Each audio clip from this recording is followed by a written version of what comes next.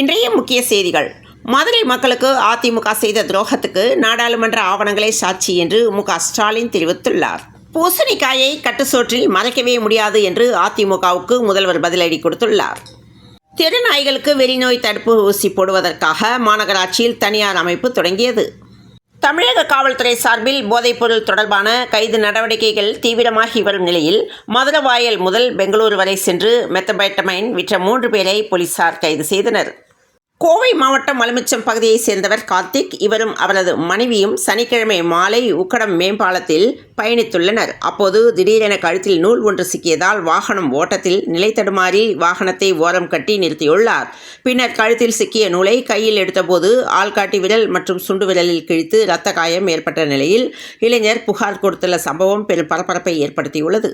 கிருஷ்ணகிரி மாவட்டம் அருகே பார்வை குறைபாடு உள்ள பெண் சித்திரவதை செய்யப்பட்டு கொலை செய்யப்பட்டுள்ள சம்பவம் பெரும் பரபரப்பை ஏற்படுத்திய நிலையில் போலீசார் தீவிர விசாரணை மேற்கொண்டுள்ளனர். ஈரோடு மாவட்டம் கவுந்தம்பாடியை சேர்ந்தவர் யுக ஆதித்தன் கொலை வழக்கு தொடர்பாக சேலம் அழகாபுரம் போலீசாரால் கைது செய்யப்பட்டு ஆயுள் தண்டனை விதிக்கப்பட்டு கோவை மத்திய சிறையில் அடைக்கப்பட்டுள்ள நிலையில் அவர் சோலார் ஆட்டோ ஒன்றை உருவாக்கியுள்ளார்.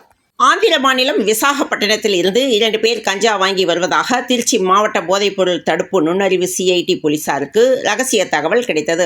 அதன் பேரில் போதைப்பொருள் தடுப்பு நுண்ணறிவு சிஐடி போலீசார் திருச்சி சமயபுரம் சுங்காச்சாவடி அருகே வாகன சோதனையில் ஈடுபட்டனர். இதனைத் தொடர்ந்து திருச்சியில் 22 கிலோ கஞ்சா பறிமுதல் செய்யப்பட்ட நிலையில் கணவன் மனைவியாக நடித்த 2 கைது செய்யப்பட்டனர். விடுதலை சிறுத்தைகள் கட்சியின் துணை பொதுச் செயலாளர் ஆதவர்ஜுனா அக்கட்சியின் பொறுப்புகளிலிருந்து சஸ்பெண்ட் செய்யப்பட்ட நிலையில் 1000 கைகள் மறைத்தாலும் ஆதவன் மறைவதில்லை என்று பதிவிட்டுள்ளார். மேலும் இந்த சமூகத்தில் தொடர்ந்து நடந்து வரும் அநீதிகளுக்கு எதிரான என்னுடைய குரல் சமரசமில்லாமல் ஒலித்துக் கொண்டே இருக்கும் என்று தெரிவித்துள்ளார்.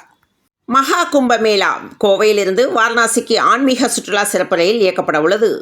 சென்னையில் ரூபாய் 279 கோடியே 50 லட்சம் மதிப்பில் 493 புதிய திட்டப்பணிகளை துணை முதலமைச்சர் உதயநிதி ஸ்டாலின் அடிக்கல் நாட்டியுள்ளார். திருவண்ணாமலையில் 3 நாட்கள் டாஸ்மாக் கடைகள் மூடப்பட உள்ளது.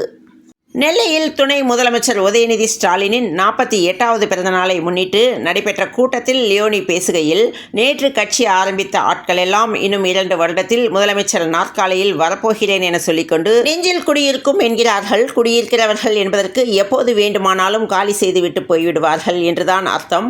ஆனால் கலைஞர் என் உயிரினும் மேலான அன்பு உடன்பிறப்புகளே என்று சொன்னார். உடன்பிறப்புகளே என்பது ஆண் பெண் இருப்பாளருக்கும் பொருந்தும். நெஞ்சில் குடியிருப்பவர்கள் வாடகைக்கும் லீஸுக்கும் ஓசிக்கும் கூட குடியிருப்பார்கள். அவர்கள் எப்போது வேண்டுமானாலும் ஓடிப்போய் விடுவார்கள். பணம் கொடுத்தால் இருப்பார்கள், கொடுக்கவில்லை என்றால் ஓடுவார்கள் என்று பேசியுள்ளார்.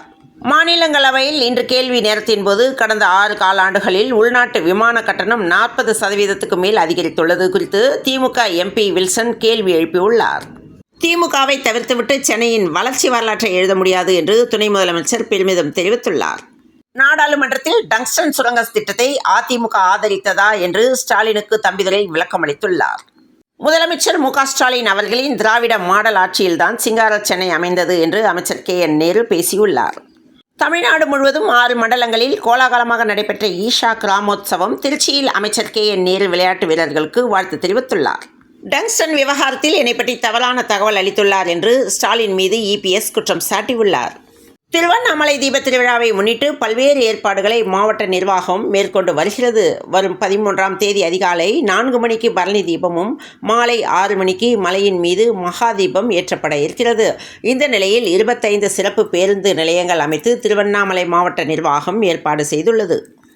நீதிமன்றங்கள் ஜாமீன் வழங்கிய 7 நாட்களில் கைதிகள் சிறைகளில் இருந்து விடுதலையாவதை உறுதி செய்ய வேண்டும் என்று சட்டப்பணிகள் ஆணைக்குழுவுக்கு சென்னை உயர்நீதிமன்றம் நேற்று உத்தரவிட்டது.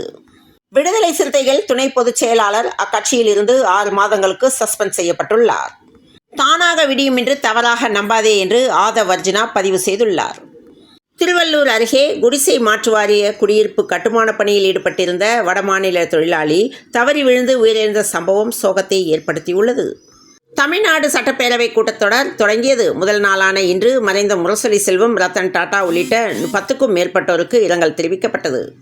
அதிமுகவின் துரோக வரலாற்று அடையாளமாக அக்கட்சி பொதுச் செயலாளர் எடப்பாடி பழனிசாமி இருக்கிறார் என முதலமைச்சர் ஸ்டாலின் குற்றம் சாட்டியுள்ளார். கடலூர் மாவட்டம் அருகே குடும்ப தகராறு காரணமாக 2 குழந்தைகளுடன் தாய் எடுத்த அதிர்ச்சி முடிவு. 2 குழந்தைகளுடன் கிணற்றில் குதித்து தற்கொலை செய்து கொண்டுள்ளார். புயல் நிவாரண நிதியில் ஒன்றிய அரசு வழக்கம் போல தமிழ்நாட்டு மக்களை வஞ்சித்து விட்டது என்று தொல் திருமாவளவன் தெரிவித்துள்ளார். புகைக்காதவர்களையும் தாக்கும் நுரையீரல் புற்றுநோய் என்று தமிழக அரசுக்கு அன்புமணி கண்டனம் தெரிவித்துள்ளார். திருவண்ணாமலையில் நாளை தேரோட்டம் நடைபெற உள்ள நிலையில் கற்பூரம் ஏற்ற பக்தர்களுக்கு தடை விதிக்கப்பட்டுள்ளது. சிக்னல் ஆப் மற்றும் டெலிகிராம் உள்ளிட்ட மொபைல் செயலிகளில் குழந்தைகளின் ஆபாச படங்களை பரப்பிய நபரை போலீசார் கைது செய்துள்ள சம்பவம் பரபரப்பை ஏற்படுத்தியுள்ளது. தமிழக வெற்றிக் கழகத்திற்கும் விடுதலை சிறுத்தைகள் கட்சிக்கும் இடையே எந்த மோதலும் இல்லை என விசிக தலைவர் திருமாவளவன் தெரிவித்துள்ளார். தமிழ்நாட்டின் நலனுக்காக பேசுவது போல நடிக்கிறார் எதிர்க்கட்சித் தலைவர் எடப்பாடி பழனிசாமி என முதல்வர் மு க ஸ்டாலின் கூறியுள்ளார். திருவண்ணாமலை மலை மீது ஏற பக்தர்களுக்கு தடை விதித்துள்ள நிலையில் அரசின் முடிவுக்காக பக்தர்கள் காத்திருக்கின்றனர். திருப்பூர் மாவட்டம் காங்கேயம் சிவன்மலை கோவில் ஆண்டவன் உத்தரவு பெட்டியில் காசி தீர்த்தம் வைத்து பூஜை நடக்கிறது. சென்னையில் கல்லூரி மாணவி கூட்டு பாலியல் வன்கொடுமை செய்யப்பட்ட வழக்கில் ஏற்கனவே 2 பேர் கைதான நிலையில் மேலும் 2 கைது செய்யப்பட்டுள்ளனர். சட்டமன்ற நாயகர் கலைஞர் நூற்றாண்டு விழா சிறப்பு மலரை முதலமைச்சர் மு க ஸ்டாலின் வெளியிட்டுள்ளார். மக்கள் பிரச்சினைக்கு உயிரை கூட கொடுப்போம் என்று சட்டமன்றத்தில் இபிஎஸ் ஆவேசமாக பேசியுள்ளார். பெண்கள் பாதுகாப்பில் அக்கறை இல்லை என்று புதுச்சேரி அரசுக்கு அபராதம் விதித்து நீதிமன்றம் கூட்டு வைத்துள்ளது. விவசாயிகளின் கோரிக்கைகளை மத்திய மாநில அரசுகள் நிறைவேற்ற வேண்டும் என்றும் அவர்களுக்கு எதிராக அடக்குமுறைகளை கட்டவிழ்க்கக்கூடாது என்று பாமக நிறுவனர் ராமதாஸ் ஆட்சிக்கு வந்து 44 மாதங்கள் ஆகியும் சொன்னபடி சத்துணவு மற்றும் அங்கன்வாடி ஊழியர்களை அரசு பணியாளர்களாக பணியமர்த்த திமுக அரசு தவறிவிட்டதாக பாஜக மாநில தலைவர் அண்ணாமலை குற்றம் சாட்டியுள்ளார். சபரிமலை செல்லும் ஐயப்ப பக்தர்களுக்கு தமிழகம் கேரள எல்லைப்பகுதியான களியக்காவிலையில் தகவல் மையம் திறக்கப்பட்டுள்ளது. அமெரிக்காவின் டெக்சாஸ் மாகாணம் மான்ஸ்ஃபீல்டு நகரில் வானில் பறந்த கிறிஸ்துமஸ் தாத்தாவின் வீடியோ வைரலாகியுள்ளது.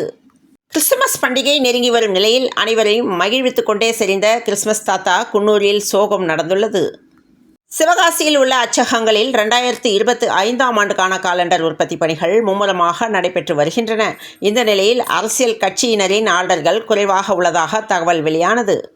மானுத்து மந்தையில மான்குட்டி என்பது போல கோவில்பட்டியை அதிர வைத்த தாய்மாமன் சீர் ஊர்வலத்தால் அடேங்கப்பா என்று பேசப்பட்டுள்ளது.